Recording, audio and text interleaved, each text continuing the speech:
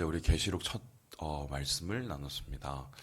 계시록 첫 말씀에서 우리가 보았던 중요한 포인트가 있었죠. 이 글이 쓰여진 배경, 그것은 교회의 핍박이었다.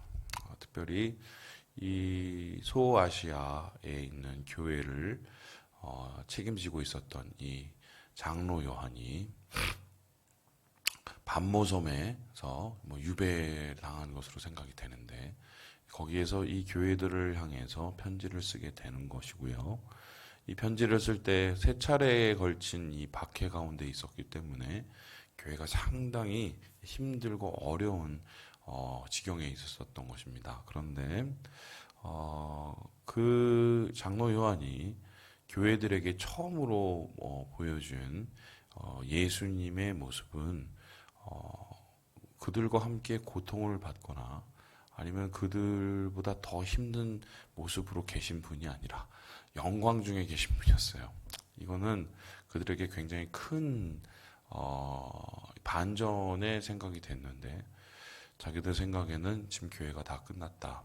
이 박해 가운데 너무 변절자들도 많고 또 이 교회가 너무 힘들 것이 예상되는데 이제 더 이상 어떻게 하랴 이런 생각을 하고 있었지만, 실제로 예수님은 7배와 같은 교회를 손에 쥐고 계시는, 교회를 보호하고 계시는 거죠. 그리고 세상을 실제적으로 통치하고 계시는 진정한 왕의 모습이었다. 그래서 이러한 예수님의 모습을 이제 이 요한이 소아시아 교회에게 얘기해 주므로 결국 하고 싶은 말이 무엇이었습니까? 보이는 것이 전부가 다가 아니고, 그리고 교회는 바로 주님이 지키시는 곳이고 세상은 결국 주님이 다스리시는 곳이기 때문에 우리가 이것에 실망하거나 우리가 이것에 절망할 필요는 없다. 중요한 이 요한의 세계관을 보여주게 되죠. 그래서 어제 그것을 빌어서 우리의 상황에 한번 적용을 해봤습니다. 우리도 지금 코로나로 인해서 교회가 힘들어지고 또 코로나뿐만 아니라 이미 교회가 많이 무너져 내려져 있는 상황 속에서 참 이것이 가속되게 된 이유가 되었는데요. 교회가 끝난 것이 아니고 교회가 아직도 희망이 있고 또 교회 가운데 또 우리가 분명한 소망을 갖게 되는 이유는 주님이 이 교회의 주인이시고 세상을 통치하시는 분이시며 또 우리를 향한 계획을 가지고 계신 분이라는 확신 때문입니다. 그래서 어제 우리가 그 첫 번째 모습, 진정한 통치자이신 예수, 교회를 보호하시는 예수님의 모습을 어제 함께 보았습니다. 오늘은 그 두 번째 이야기라고 할 수 있는데요. 이렇게 세상을 통치하시는 예수 그리스도가 이 장로 요한을 통해서 교회에게 편지를 하십니다. 그죠? 특별히 교회에게 편지를 한다는 이 장면이 굉장히 중요한데요. 7교회에게 편지를 하세요. 여기에서 다루고 있는 에베소 교회부터 이 라오디게아 교회까지는 이 소아시아, 그러니까 지금의 터키에 해당되죠. 이 터키의 이 서쪽에 있는 지역입니다. 그래서 이쪽을 따로 가리켜서 아시아주라고 하는데요.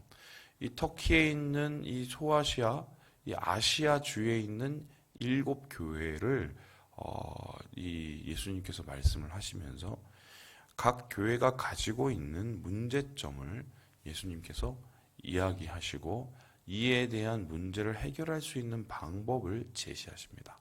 그런데 이 교회들이 갖는 모습은 상황이 좀 달랐고 또 여러 가지 형편이 좀 달랐던 것 같아요.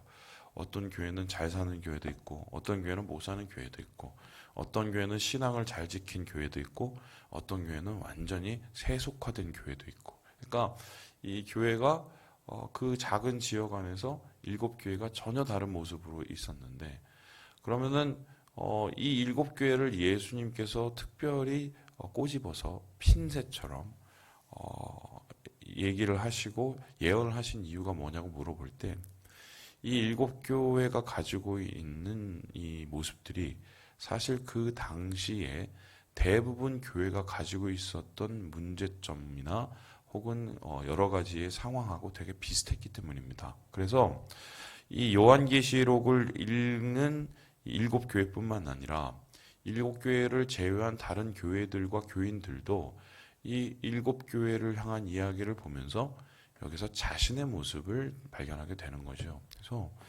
오늘도 우리가 이 일곱 교회의 이야기를 읽으면서 우리의 모습을 보게 됩니다. 비록 2000년이 지나기는 했으나 2000년이 지나는 상황 속에서도 여전히 교회는 이 반복하죠. 흥망성쇠를 반복하고 타락과 다시 갱신을 반복하고 있습니다. 그런데 그 타락과 갱신을 반복하는 교회들을 향해서 예수님께서 어떤 마음을 가지고 어떤 생각으로 어떻게 교회를 바라보고 계시며 교회가 어떻게 변화되기를 원하시는지 그 모든 이야기가 2장과 3장에 거쳐서 일곱 교회를 향한 메시지 속에서 나타나 있다. 그래서 이렇게 얘기해도 과언이 아닌데요. 사실 계시록은 2장과 3장이 전부라고 해도 괜찮아요. 왜냐하면 이후에 4장부터 나오는 이 말세 혹은 종말 그리고 예수님의 재림에 대한 얘기는 2장, 3장에서 얘기하고 있는 교회들을 정신 차리고 교회들을 혹은 격려하기 위해서 혹은 교회들을 영적으로 깨우기 위해서 하는 이런 당부의 말인 거죠. 그래서 계시록의 그런 목적이 뭐냐고 물어본다면 결국 그거예요. 지금 고난 속에 있는 박해를 당한 교회들이 정신을 차리고 힘을 내어서 이 박해와 고난을 이기고 그리고 하나님의 뜻을 이루어 가야 된다. 이 얘기예요. 결국 이 얘기를 하기 위해서 이 요한이 이 편지를 쓴 겁니다.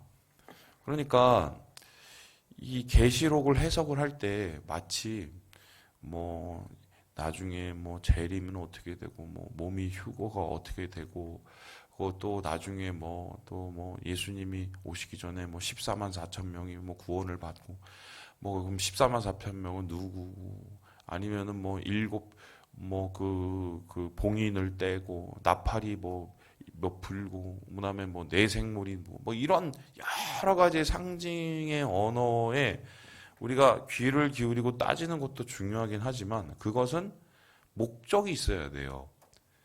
그 목적은 뭐냐면 결국 교회가 깨어나는 것이에요. 그래서 오늘날도 계시록을 우리가 읽을 때 어떤 마음을 가져야 되냐? 교회를 살리기 원하시는 주님의 마음을 이 말씀 속에서 우리가 읽어야 되겠다. 그러면은 교회를 살리기 원하신다. 예수님이 보시기에 교회가 좀 죽어간다는 소리잖아요. 그럼 교회가 왜 죽어가고 있을까? 무엇이 교회를 죽이고 있었을까? 이 질문을 우리가 던지는데 그 질문에 아주 전형적으로 대답할 수 있는 교회가 뭐냐? 오늘 우리가 함께 살펴볼 라오디게아 교회의 모습이라고 하겠습니다. 우리 함께 15절의 말씀을 같이 한번 읽어보도록 하겠습니다. 15절입니다. 시작. 내가 내 행위를 아노니 내가 차지도 아니하고 뜨겁지도 아니하도다. 내가 차든지 뜨겁든지 하기를 원하노라. 지금 예수님께서 라오디게아 교회를 향하여서 얘기를 할 때 특별히 뭐라고 얘기하냐면 내 행위를 안다라고 얘기했습니다. 근데 이 행위가 어떤 행위인지는 잘 모릅니다. 왜요? 오늘 성경에 쓰여져 있지 않기 때문이에요. 그런데 아마 이 라오디게아 교회가 이 장로 요한으로부터 이 예수님의 이 예언, 예수님의 이 징계의 말씀을 들을 때 내가 내 행위를 알아라고 했을 때 뜨끔했을 거예요. 그런데 그 내 행위가 뭐냐면 그거를 예수님께서 애둘러서 표현하시는데 차지도 않고 뭐 하지도 않아요? 뜨겁지도 않다고 얘기를 해요. 이것을 가리켜서 라오디게아 지역의 특성하고 연결을 하는데요. 라오디게아 지역은 어느 지역이냐면 지금 가보면 거기에 유명한 온천이 있습니다. 그래서 한쪽에서는 뜨거운 물이 이렇게 내려오고요.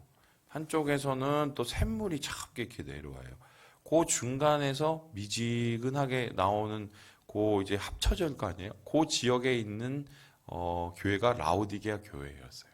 그러니까 라오디게아 교회는 어쩌면 냉탕과 온탕을 왔다 갔다 하는 교회죠. 우리 생각에는 그러면 미지근하면 좋은 거 아닙니까? 왜냐하면 아침에 일어날 때도 미온수 한 잔이 얼마나 중요하고, 그리고 어르신들 꼭 식당 가면은 찬물은 안 되고 야 따뜻한 물, 미지근한 물 갖고 와라. 미지근한 물이 뭐가 나빠요? 이렇게 얘기할 수 있죠. 그런데 중요한 것은 그러면 예수님이 이 얘기가 차가워지라고 얘기한 거겠어요? 뜨거워지라고 얘기한 거겠어요? 예? 너희들 내가 너무 헷갈려. 차라리 그냥 차가워져. 이 얘기예요? 아니죠? 뜨거워지라는 소리죠. 그럼 뜨거워지라는 소리는 이런 거예요. 우리가 뜨거워지려고 노력을 하는데, 뜨거워진다는 건 에베소 교회에게 말씀하셨던 처음 행위, 처음 사랑을 우리가 가지는 거예요. 이 처음 사랑이라는 것은 무엇입니까? 내가 감정적으로 막 열심을 가지고 뭐 이런 것도 그런 걸 수도 있지만, 이 처음 사랑이라는 것은 어떻게 해요? 복음에 대한 순수한 열정을 뜻해요. 내가 예수를 믿고 예수님 때문에 구원을 받은 것을 감사하고, 그 구원을 받은 소식을 주위에 있는 형제 자매들과 함께 나누고, 그리고 사랑으로 우리가 하나 되려고 노력을 하고 이웃에게 전하는 뭐 이런 교회의 당연한 모습을 뜻하는데, 그러한 뜨거운 모습이 시간이 지나면 어떻게 해요? 점점점 차가워지죠. 그래서 그 일곱 교회의 이 모습을 보면 이렇게 펼쳐볼 수 있어요. 이렇게 펼쳐보면 제일 차가워진, 지금은 이제 아예 뜨거움이 없는, 다 타버린 연탄재 같은 교회가 어디며 대표적으로 사대교회. 사대교회가 완전히 연탄재처럼 완전히 다 이제 식어버린 교회. 뭐 그 이유는 이제 좀 이따 설명드리고요. 그리고 제일 뜨거운 교회가 여러분 잘 아시는 서모나 교회나 빌라델비아 교회 같은 교회. 지금 그래도 신앙을 지키고 열정을 지켜가고 뭐 이렇게. 그러면 그 딱 중간이 어디예요 지금? 라오디게아 교회인 거예요. 아이고 목사님 중간만 해도 되는 거 아닙니까? 근데 이 일곱 교회를 향한 예수님의 이야기를 보면은 예수님의 기준이 우리의 기준보다는 되게 높아요. 우리는 생각을 할 때, 이 정도만 하면 되지 뭐. 다른 사람보단 낫잖아. 뭐 이런 생각을 좀 우리가 하게 되죠. 그런데 예수님은 거기에 대해서 노라고 얘기하시는데요. 그게 뭐냐면 예수님이 욕심이 많아서 그런 게 아니라 우리 동기를 보시기 때문이에요. 그러면 예수님이 보시기에 차가워지는 거하고 뜨거워진 거에 그 차이가 뭘까? 그 동기를 예수님이 무엇 때문에 보시고 이게 문제가 있다고 얘기를 하실까? 우리가 할 수 있죠. 요한계시록 2장과 3장을 읽어보면은 계속적으로 교회에게 이 문제점을 지적할 때 두 가지의 중요한 포인트가 나옵니다. 첫 번째가 뭐냐면 우상 제물을 먹는 거였어요. 두 번째 포인트가 뭐냐면 우상 파티에 이방 파티에 참여하는 거였어요. 이방 파티에. 이게 무슨 소리냐? 이렇게 보실 수 있는데, 그 당시는 이제 헬라 문화입니다. 헬라 문화에서 제일 중요한 게 뭐냐면 신화예요. 여러분 잘 알고 있는 그리스 로마 신화 잘 아시죠? 그리스 로마 신화의 제일 최고의 신이 누구예요? 제우스. 이게 막 번개 던지는 제우스죠. 우리는 지금 그거를 문학적으로 읽지만 사실 이게 고대 근동에 대부분의 나라가 믿고 섬겼던 신이란 말입니다. 다신교죠. 다신교인데 그 신들이 계급이 있고 그 최고의 계급에 제우스가 있었단 말이죠. 지금 뭐 애들 동화로 읽지만 이건 사실 사람들이 목숨을 걸고 믿었던 신앙이에요. 그런데 그 신앙 하에서 문화가 정해져요. 근데 그 문화는 어떻게 정해지냐면은 어떤 신을 섬기느냐에 따라서 그 문화가 그 신을 섬기는 거에 따라 달라지게 됩니다. 대표적인 경우를 보면 여러분 알고 있는 그 디오니시스라는 신이 있어요. 디오니시스 신이 뭐냐면 우리가 그 약국에 가면은 절대로 끊이지 않고 팔리는 스테디셀러가 있습니다. 뭡니까? 필요할 때 바카스. 이 바쿠스가 디오니시스예요. 이 디오니시스 신은 어떤 신이냐면은 술의 신이에요. 그러니까 포도주를 인간에게 처음 선물한 신이고, 그리고 이 디오니시스는 그래서 어떻게 보면 쾌락의 신이고 향락의 신이에요. 그러면 어떠한 이 도시가 디오니시스를 섬긴다. 그럼 어떻게 해요? 디오니시스 축제가 있었어요. 그럼 디오니시스 축제에서 뭘 하겠습니까? 포도 열매를 이 거둔 소출을 낸 거를 감사하면서 디오니시스에게, 그리고 어떻게 해요? 축제를 했겠죠. 축제를 어떻게 했을까요? 술 파티를 한 거예요. 그래서 그 술 파티를 할 때 사람들이 아유 나는 오늘 좀 힘들어서 안 가. 나는 가. 이런 수준이 아니었어요. 대대적으로 도시가 이 축제에 참여를 하고 돈을 내고 이 축제에 참여해서 같이 술을 퍼마시고 지금 여러분 그 강원도의 강릉을 한번 나중에 한번 가보세요. 강릉에 가보면 단오제를 합니다. 단오제. 예, 우리가 지금 볼 때는 이거 뭐 미풍양속 살리고 뭐 이렇게 전통 살리고 얼마나 중요해 이렇게 얘기를 해요. 겉으로 보기에는 뭐 그런 것 같아요. 그래서 애들도 막 이렇게 탈을 쓰고 막 그 퍼레이드를 하고 막 이러거든요. 이제 작년에는 코로나 때문에 못했죠. 그거 안 하는 게 정말 너무 감사해요, 저는. 근데 사람들이 그 속사정을 알면 깜짝 놀랍니다. 그 속사정이 어떻게 시작되면 이 단오제가요, 한 2달 전부터 준비가 돼요. 어떻게 준비가 되느냐? 전국에 있는 무당들이 다 모입니다. 무당들이 다 모여서 대관령에 다 모여요. 그래서 대관령에 모여서 뭘 하느냐? 거기에서 무슨 그 산신령을 섬기는 그 제사를 시작을 해요. 그리고 산신령 섬기는 제사를 시작했고, 그 다음에 뭘 하냐? 신목을 선택합니다. 신목이 뭐예요? 신이 내린 나무. 그래서 그 신이 내린 나무를 하나를 선택하게 되면은 그 나무를 잘라갖고 어떻게 해요? 그 나무를 들고 산에서부터 내려오는 거예요. 그럼 산에서부터 내려올 때 들리는 코스가 있어요. 그 코스들이 다 뭐냐? 무당집이에요. 그래서 거기 새끼 무당부터 시작해서 전국의 유명한 무당들은 다 모여갖고 거기에서 뭐냐면 제사를 해요. 뭐 돼지 갖다 바치고 소위 말해서 구판을 벌려요. 그 구판을 위에서부터 아래까지 계속 내려오면서 벌립니다. 탄에서 산신령이 내려오는 거죠. 그리고 마지막 날 됐을 때 어떻게 합니까? 신목을 맨 앞에 세우고요. 그리고 뒤에 사람들이 그 무당들이 다 따라가고요. 그리고 무당들이 다 따라간 다음에 그 뒤에 아이들이 시커먼 옷을 입고 다 따라가요. 학교 애들이. 걔네들은 아마 문화재라고 생각하고 따라올 텐데 맨 앞에는 뭐가 있어요? 신목이 있어요. 그리고 나서 신목을 가지고 어디를 가느냐? 이 강릉에 있는 강변에 갑니다. 그리고 강릉의 강변에서 딱 심어놔요, 그거를. 그러면 거기서 뭘 하느냐? 일주일 내내 구판을 벌여요. 이게 단오제예요. 거기에 세금이 쓰일까요, 안 쓰일까요? 그 세금을 누구를 줬겠어요? 무당들 나눠줘요. 그리고 거기에 하이라이트가 있어요. 나중에 원하시면 제가 모시고 갈게요. 하이라이트가 뭐냐? 되게 큰 향로 같은 게 있는데요. 그걸 이제 몇 개를 쌓아놓고 거기 이제 무당 중에 최고의 무당이 신이 들린 채 칼을 막 타다가 그걸 입으로 이렇게 들어 올려요. 쇳덩이를.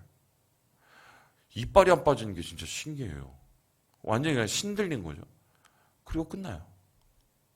이거를 세계 유산으로 지금 삼으려고 그러는 거예요. 단오제를. 그런데 이제 중요한 거는 목사님 뭐 참여 안 하면 되지요. 지금은 뭐 종교의 자유가 있으니까 그렇게 할 수 있는데 지금 과거로 한 2000년 전에 올라가면 거기 참여 안 하면 뭐예요? 왕따 되는 거예요. 그러니까 사회적이지 않은 사람이 돼버리는 거야. 이게 무슨 술 파티면 그나마 난데 더 넘어가면 어떻게 하냐면 완전히 매음 파티를 해요. 창녀들을 모아놓고.